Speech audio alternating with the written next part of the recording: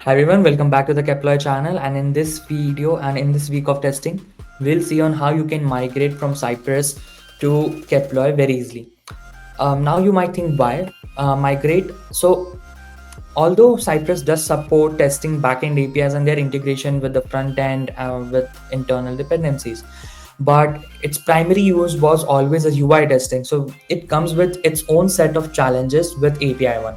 For example, it depends on the live database.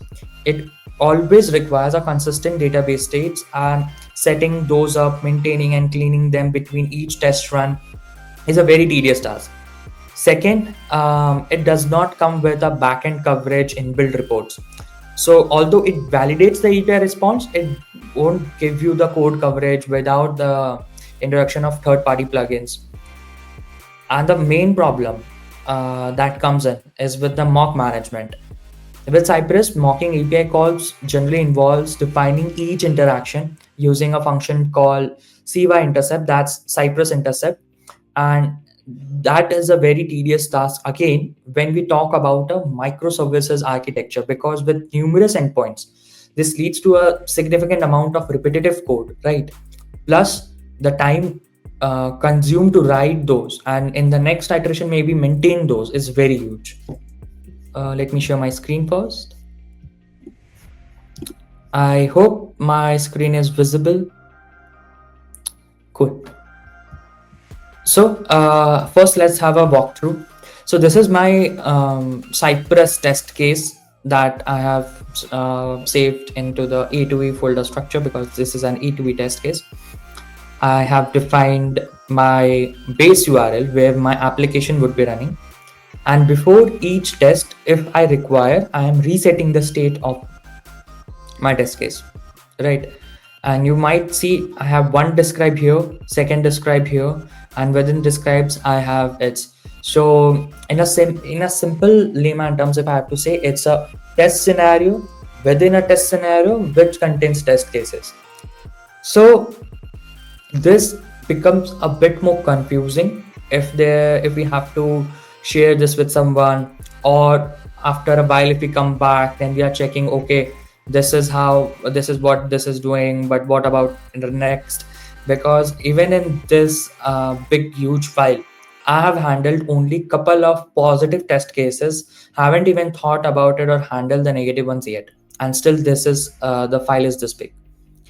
So let's dive directly into how you can migrate. So first, let me bring my database status up. So I'll do sudo docker compose up, and since I'm using Mongo, I'll do this. Great. So my database is up and running. Let's check its status once. Okay, here it is. 9 seconds ago, 8 seconds ago, it's up and working finally. Now it's time to start our application with Keploy and in parallel run our test cases. And since Cypress will be making those calls, API calls to my server, Keploy will record and easily intercept and migrate them to our Keploy test suits. One thing that I want to show you before we deep dive, right now, basis on the Cypress structure, I have written 10 test cases, right? And pay a close attention when migration is done and completed, how many test cases do we get? So let's start Keploy in record mode. So I'm using Keploy version 2.4.1. Nodemon started listening to port 8000, connected to MongoDB, and as soon as MongoDB it connected to the MongoDB, we can see we got a mock file generated by Keploy 2.4.1.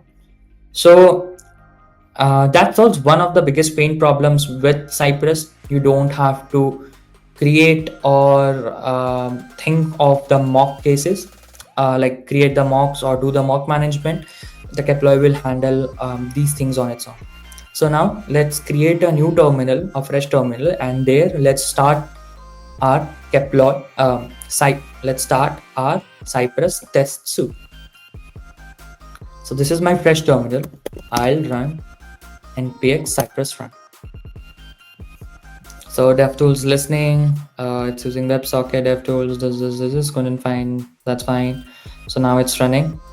So you can see right now we have got 5 test cases passed, but in Keploy it has been 11.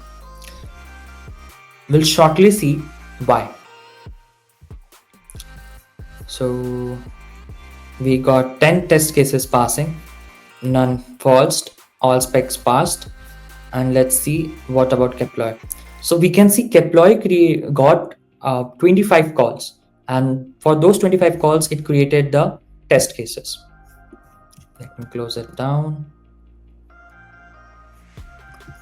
Let me clear this terminal as well. And now let's see our test cases one by one. So in our first test cases, there is pretty much nothing. In the request and response is just the body one. That's our get. And second, again, the same call was made by Cypress.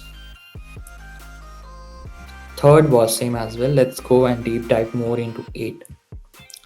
We got, so this was different. This is a post one. The body here was this, and we got student registration successful.